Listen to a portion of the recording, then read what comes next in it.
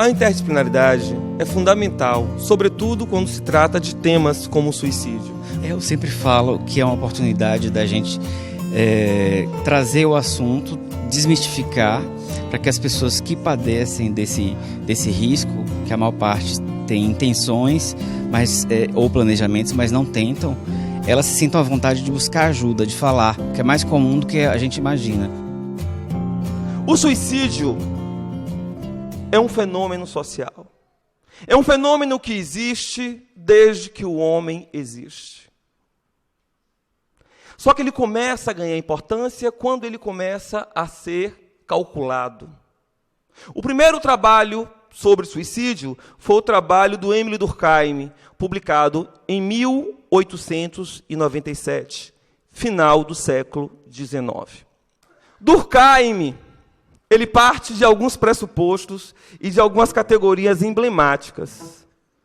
Por que homens se matam mais do que mulheres? Por que ricos se matam mais do que pobres? Por que protestantes se matam mais do que católicos? Por que pessoas que moram em países frios se matam mais do que pessoas que moram em países quentes e intertropicais como os nossos? São questões complicadas. E o Durkheim, no final do século XIX, ele deu algumas respostas, deu algumas pistas. Porque não basta só estar ou ser. É importante existir com um projeto ousado, um projeto desafiador. Talvez o maior antídoto para o suicídio seja a existência. Seja a vida com projeto. A falta da existência, a falta do projeto, a falta do desejo à vida. E quando essa vida se torna insuportável por uma série de questões, sobretudo por uma sociedade tirânica, fetichizada e consumista, o suicídio aparece como uma solução para uma vida que não se reconhece em seu processo de existir. Porque o suicídio, na perspectiva durkheimiana, se institui no momento em que entramos em um mal-estar civilizacional, na perspectiva freudiana, que também a Caroline vai tratar, em que a vida fica insuportável. Você não consegue estabelecer relação com o outro. Aí temos o clássico suicídio egoísta. Porque o Durkheim, ele categoriza. Aí ele fala de 3 tipos de suicídio. O suicídio egoísta, o suicídio altruísta e o suicídio anômico. O suicídio anômico é quando as ordens, as leis, as regras, inclusive a moral que foi introjetada em nós, perde o sentido. Quando a sociedade se encontra em um grau de desorganização que não consegue nos conduzir para a coesão.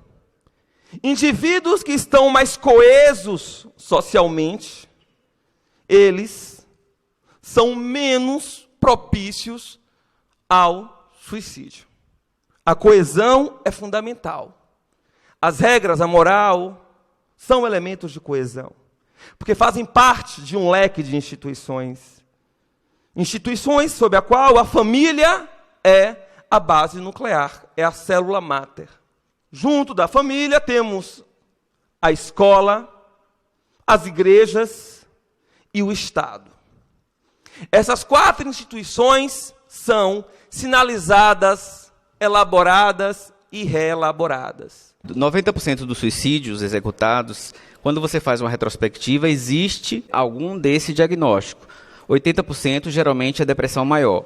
Mas você também tem uma influência importante dos indivíduos com um padrão de personalidade muito impulsivo, com drogadição, alcoolismo, depressão, que a gente já falou, e tentativas de suicídio prévias. Uma outra coisa também são os doentes crônicos, porque o sofrimento crônico ele diminui a taxa de esperança e ele propicia aquele indivíduo ter uma ideia de que não é um sofrimento que vai passar. Uma coisa a se destacar é que o Brasil não fez programas de prevenção de suicídio no passado século XX para o XXI, e essa população de 15 a 29 anos houve um aumento de 10%, diferente de outros países onde a taxa de suicídio juvenil diminuiu. Os jovens estão entre os que mais tentam suicídio, até porque eles têm uma estrutura impulsiva e conseguem menos por sorte. Mas isso tem aumentado no Brasil, provavelmente porque não foi aplicado um programa de prevenção ao suicídio, a pandemia do uso das substâncias psicoativas, que está realmente alarmante, e também pode estar associado com o fechamento do mercado de trabalho. Então, o jovem não encontra uma forma de autonomia financeira, ele aumenta o índice de risco suicida. No espectro do comportamento suicida, você tem ideação.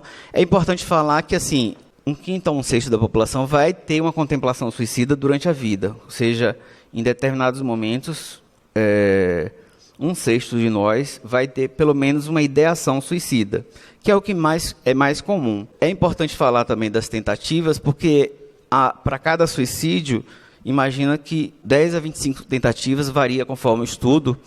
E as tentativas são importantes porque muitas vezes o indivíduo não tem a intenção de morrer, mas ele tem um sofrimento muito grande e é uma das causas maiores de incapacitação. Vai muito no sentido de problematizar o suicídio enquanto um problema sociocultural. É um problema de cultura, portanto. Entendendo cultura enquanto um conceito que envolve noções de existência, de agir, de saber, de ler o mundo, de se angustiar, né? Então, é esse todo complexo. Cultura, nesse sentido, não é entretenimento. Ou cultura não é aquilo que está fora do indivíduo, mas é aquilo que constitui o indivíduo, né? Então, é nesse sentido que eu pretendo levantar algumas provocações para a gente pensar um fenômeno que está posto desde que a humanidade é a humanidade. Né? Quer dizer, o que faz com que alguém se voluntarie à morte? O que faz com que alguém promova o próprio ato da morte? É isso que nos pega. É esse problema cultural. Quer dizer, quando sabemos de um caso de suicídio, vem toda aquela questão e todo aquele dilema que envolve a própria morte, porque a morte é um problema.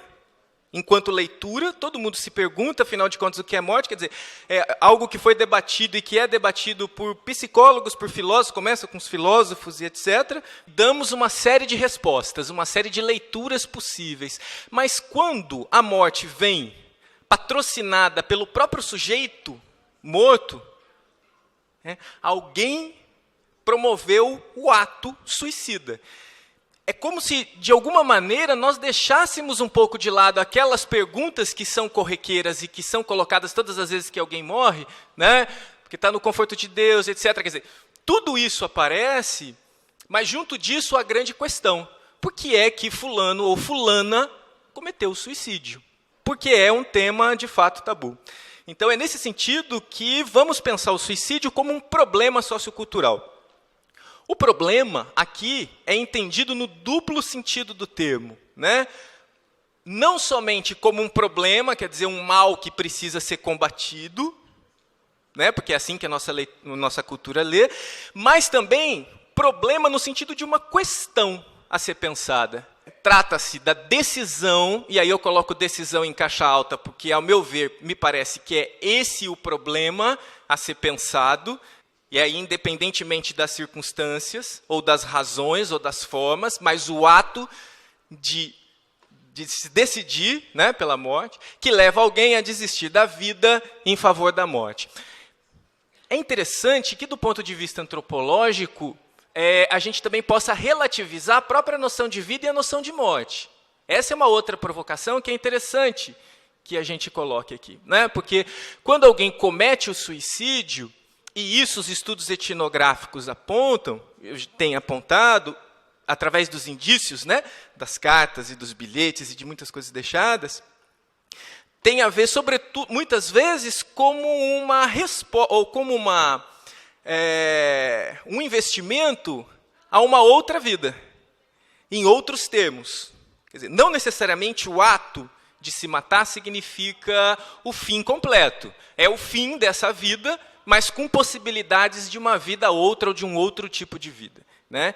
E isso é muito complicado para a nossa cultura ler, né, esse tipo de questão, que, evidentemente, não deixa de ser resultado de um infortúnio, de um sofrimento psíquico. Eu não estou dizendo que se trata de uma ação leve ou de uma ação. Não, é fruto também de um sofrimento, né? Mas muitas vezes se imagina uma vida num outro lugar ou uma possibilidade de existência em outro plano.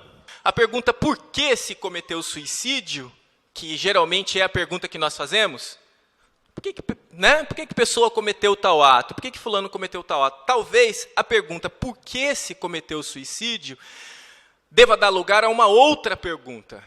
Por que se vive ou como se vive em tal ou qual contexto? Trata-se de colocar a vida em perspectiva com a ideia de morte, porque elas não estão separadas. Falar do ato suicida não é só falar de morte. Falar do ato suicida é falar de vida, ou de modos de vida, leituras possíveis. A pergunta de como se morre deve se colocar uma outra: como se vive? Freud, veja que Freud lá em 1930 ele já dizia isso, em que cada época terá as suas manifestações de mal-estar. E que o sujeito ele vai criar recursos psíquicos para dar conta do mal-estar frente à sociedade e à restrição da satisfação. Então, se a gente for pensar um pouco, por exemplo, na época da ditadura, havia esse proibicionismo, uma dificuldade da expressão, e o quanto os movimentos reativos muitas vezes vinham como forma de aparecer um pouco o sujeito e a expressão da sua vida, a expressão da sua satisfação. A gente, diante do mal-estar que é gerado pela cultura, a gente vai sempre estar se readaptando e se reambientando para ver uma forma de dar conta, né, dos próprios imperativos da cultura. Ele vai dizer que a fonte social do sofrimento para o sujeito tem 3 direções. Uma é o nosso próprio corpo, que é condenado à decadência e à dissolução e que nem mesmo pode dispensar o sofrimento e a ansiedade como sinais de advertência. Porque o que ele diz é, a gente às vezes contém tantos nossos sintomas, né, recalca tanta coisa das nossas dificuldades, dos nossos anseios, dos nossos medos, que o nosso corpo, né, ele sempre sinaliza. E ele sempre vai aparecer, né? Os sintomas geralmente começam com coisas muito básicas, desde uma dor de cabeça, desde uma dor de barriga, diante daquele desconforto gerado pelaquilo que você não suporta. A outra fonte de sofrimento que o Freud traz é sobre o mundo externo, que pode voltar-se contra nós com forças de destruição esmagadoras e impiedosas. Quando a gente tem um imperativo da nossa cultura, e toda vez que a gente se confronta e, por vezes, se esquiva, a gente é sempre pressionado a aderir ao movimento da cultura. E isso sempre é uma fonte de muito sofrimento para o sujeito. E a outra, por finalmente, né, o que ele faz é sobre os relacionamentos entre as pessoas, o quanto é difícil hoje estabelecer as relações. Uma outra coisa que eu acho importante trazer, no que Freud vai trazer, né, lá do mal-estar da civilização, é que, por conta dessa coisa da relação, né, vamos dizer, naquela época paterna, ser algo muito voltado a uma lei muito severa, a leis muito, né, proibitivas e constritivas, o que ele diz é que a interdição paterna deu lugar a uma permissividade. Então, a gente sai de uma coisa muito proibicionista, muito difícil, né, de lidar, para a ausência de lei. Né, a gente está numa sociedade em que a angústia virou algo muito paralisante, sendo que a angústia pode ser um propulsor, pode ser uma mola propulsora, inclusive, que lhe leve para se refletir e poder repensar na sua vida. As pessoas hoje elas estão confundindo entre eu sou um corpo ou eu tenho um corpo. E isso é muito forte. Quando o Vitor fala, por exemplo, dessa coisa dos diagnósticos, o que a gente escuta muito é eu sou bipolar, eu sou depressivo, eu sou esquizofrênico. E é importante a gente diferenciar do que somos do que temos, né? Porque senão a gente se torna uma coisa só. A gente responde só, às vezes, pela imagem ou só, às vezes, pela patologia. Então, a gente está na sociedade dos likes e blocks, né? A gente curte tudo e, quando a gente não gosta, a gente bloqueia. Então, esses likes aí vão estar associados a essa ruptura dessa lógica, né, do espelho, né, a qual a imagem fica sempre atrelada a um falso reconhecimento. É como se aquele do Facebook, que se mostra feliz, que está tão contente, é de fato quem somos? Porque o que Lacan vai dizer depois é que a imagem do espelho não traduz quem nós somos. A imagem que postamos no Instagram, no Facebook, em qualquer rede social, muitas vezes como forma de ser aceito, de ser visto pelo outro, não traduz quem somos, né? Então, essa exigência de plenitude e extravagância é uma busca incessante de ser visto e, principalmente, reconhecido pelo outro. Só que isso é uma fonte de sofrimento sem fim, porque o tempo todo você vai estar buscando o olhar do outro, e quando você não se confronta ou você não reconhece que esse olhar é digno do que você gostaria ou do que você imaginava, a frustração muitas vezes cai, e esse sofrimento psíquico, né, a gente vai ver o quanto esses sintomas contemporâneos vão aparecer, né, principalmente ligados à autodestruição. Quando a gente chega aí, né, passando dos sintomas contemporâneos, porque o suicídio não é um sintoma contemporâneo, ele vai atravessar os nossos tempos, mas tem assim, eu queria trazer esses dados porque são dados muito alarmantes, né, e que acho que a gente precisa pensar sobre isso. As estatísticas aí dos dados do Núcleo de Estudos e Prevenção de Suicídio vai dizer que temos 3.000 mortos por suicídio por dia no mundo. É um número muito alto, né? Para cada suicídio consumado, ou seja, uma pessoa que se suicida, ocorrem entre 10 e 25 tentativas. Ou seja, 10 a 25 milhões de tentativas de suicídio por ano.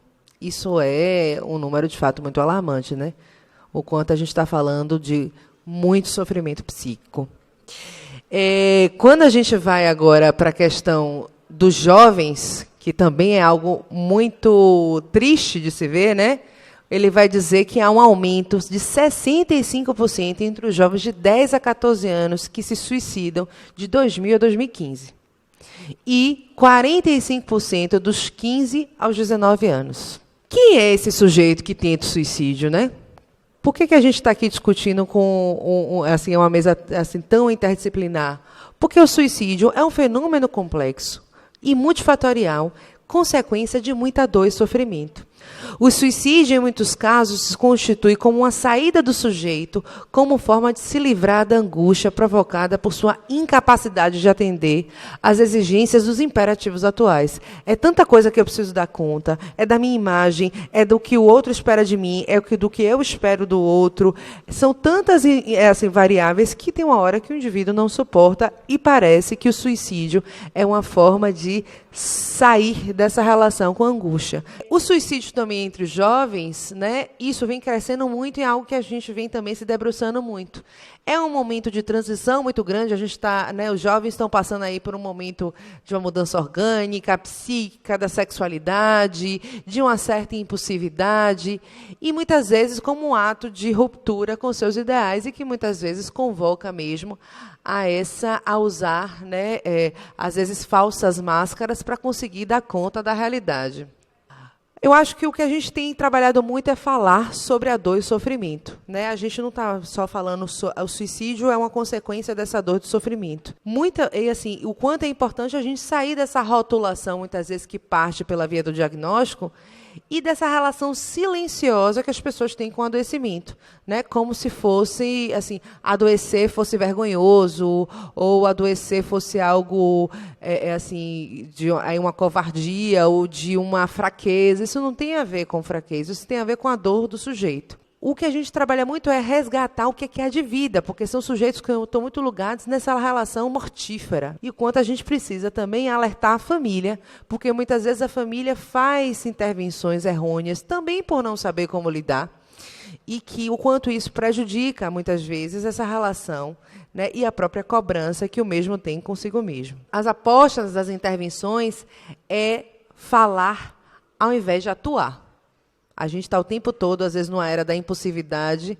Então, o namorado manda um WhatsApp irritado, você responde na mesma hora, depois se arrepende. Então, a gente está o tempo todo nesse imediatismo. Então, a gente precisa falar, pensar antes de atuar, implicando o sujeito que possa aderir ao tratamento. Ir para além do diagnóstico. A gente não vai ficar focando no diagnóstico. A gente não, assim, é importante que se entenda, mas não é apenas isso. Né? Entender a posição do sujeito e de toda a sua causalidade. É importante entender a história, o que faz com que ele adoeça. Sair dessa pulsão de morte que está tão presentificada, essa relação tão mortífera, né? E substituir o gozo da morte pelo desejo de saber. A gente pode, inclusive, pensar em estratégias como forma de sair um pouco dessa relação de tentativas e de sempre atos ligados à morte, como uma forma de vincular a própria vida. É levar o sujeito a abrir mão dessa condição de objeto, porque, às vezes, quando a gente se apropria tanto de objeto, a gente acaba virando também um objeto. Né? E interrogar sobre o seu ato, sua existência, seu desejo e seu gozo. E acho que Clarice Lispector, com toda a sua arte, com todo o seu brilho, né, pode falar, né? Ainda bem que existe outro dia, e outros sonhos, e outros risos, e outras pessoas, e outras coisas. E é nisso que a gente está investindo, né? De que, assim, há a possibilidade de viver diferente dessa relação tão direta com a dor. A gente está dentro de um fenômeno, né, que é o suicídio, um fenômeno muito complexo e multifatorial. Né? A gente precisa entender todas as vertentes, né, da cultura, do mal-estar que a cultura de alguma forma oferece, e também falando um pouco das questões psíquicas, das desordens psicológicas, desordens psiquiátricas e também desse contexto em que vivemos. A experiência de um diálogo entre as áreas do conhecimento é fundamental. Então eu trouxe a minha visão a partir de um certo lugar da antropologia, né? Nós tivemos a visão de um médico psiquiatra, nós tivemos a visão de uma psicóloga e também psicanalista, nós tivemos a visão de um sociólogo e, interessantemente, cada qual trouxe especificidades, né, da sua área para pensar o tema suicídio, mas ao mesmo tempo o que nós percebemos é que, para além dessas especificidades, os diálogos se costuram.